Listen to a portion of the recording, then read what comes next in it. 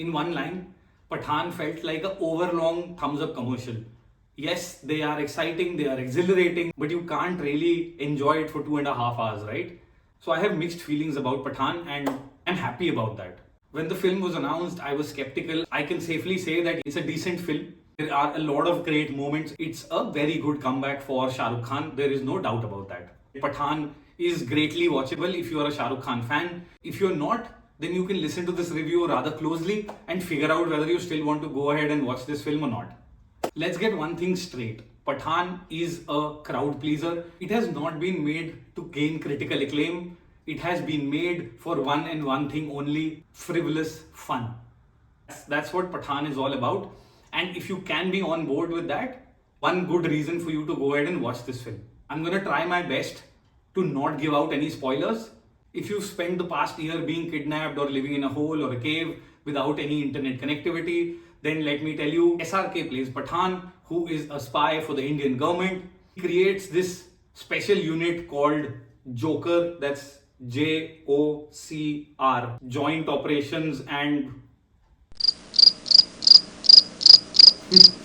not really that important. Siddharth Anand, the director of Pathan, had also directed War and Bang Bang in the past. Brings a lot of that flavor into Pathan, but he goes the whole hog. Every idea, every action sequence that he could think of has been put in here, and Shahrukh Khan is at the center of all of it. There is a fight sequence that is in traffic, on top of a truck, in a train, in a helicopter, in a plane, and also a jetpack chase sequence.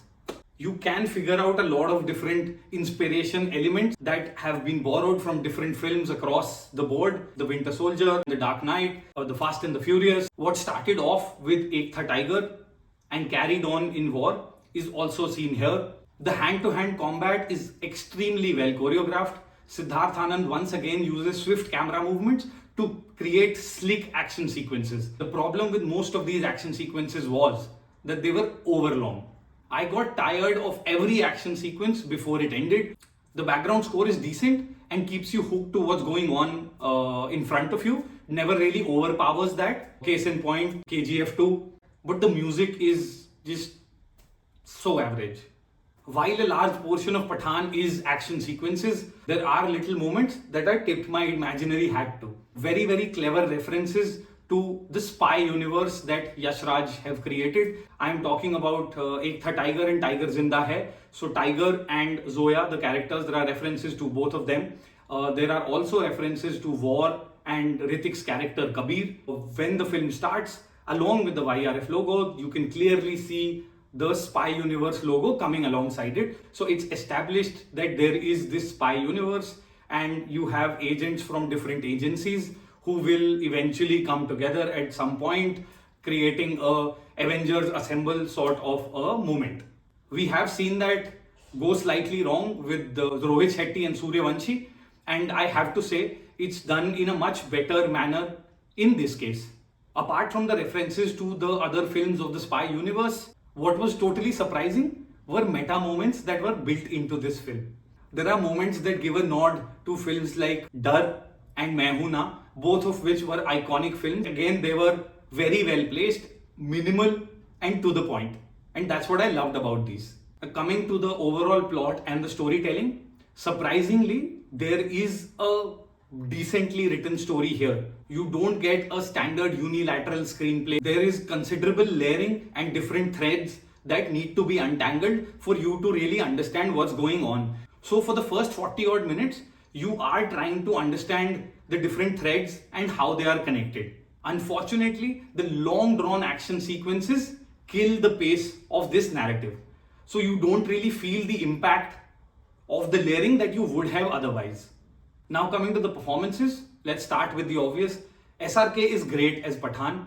I don't think you needed a performance like Swades or Rais. What you get is largely SRK 2.0, or should I say 3.0. But he's never had a problem in holding your attention when he's on screen. He's just got this inbuilt charisma in him. Let me be clear, I'm not really a SRK fanatic. I'm not even a fan. But yes, I understand what he brings to films, what he brings to the industry. Great that he's got Pathan as his comeback vehicle because he deserved it.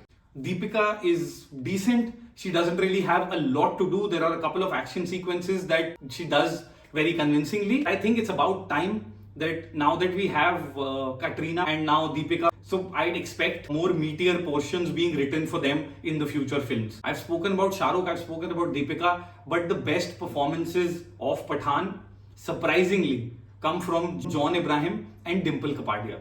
John is so natural, so charismatic as the psychopath villain. John plays Jim, who's a mercenary for hire, and he'd do anything for money, or so you think.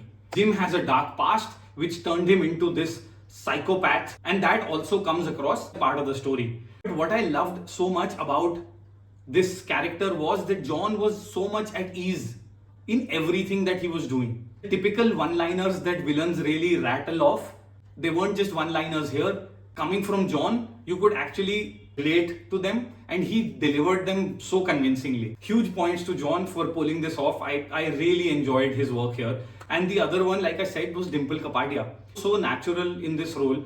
Even with other stalwarts like Shahrukh Khan and Ashutosh Rana, she was just holding her own. Coming to the special appearance, it is one of the most fun moments of the film.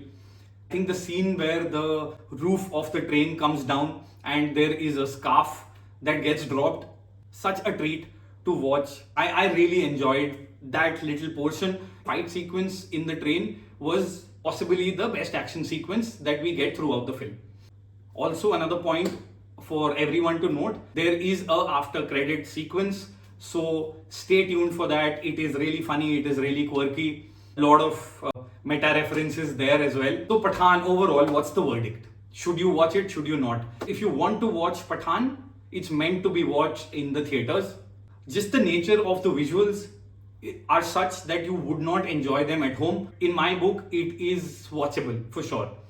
If not for the sheer audacity of Siddharth Anand and what he's trying to pull off in one single film, watch it for the earnest performances from John and Dimple Kapadia. If not for that, just watch it for SRK being back on the big screen. He's a treat to watch.